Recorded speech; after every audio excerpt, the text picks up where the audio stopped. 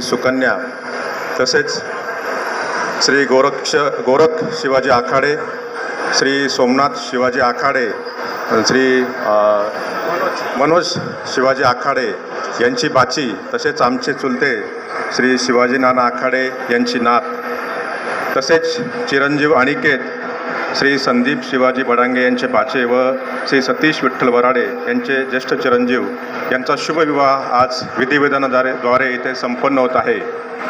त्याबद्दल मी येथे उपस्थित सर्व आप्तस्वकीय, सगळे सोयरे, नातेवाईक, राजकीय सामाजिक क्षेत्रातील सर्व पुढारी मंडळी सर्वांचं मी दात्रक आणि वराडे या दोन्ही परिवाराच्या वतीने हार्दिक स्वागत करतो।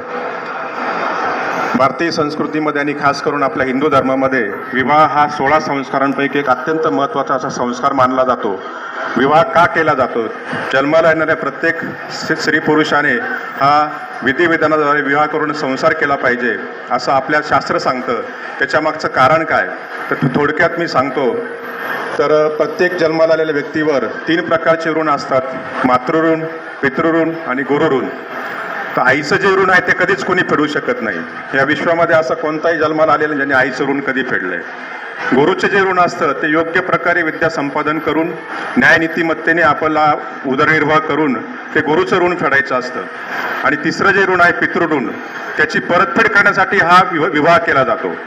प्रत्येक पुरुषाने, स्त्रीने न्यायसंमत मार्गाने आणि विधिविधानाद्वारे विवाह केला जातो आणि योग्य मार्गाने पुत्रसंतती झाल्यानंतर प्रत्येकाचं पितृऋण हे मिटलं जातं। त्यामुळे अतिशय महत्त्वाचा असा हा विवाह संस्कार आहे।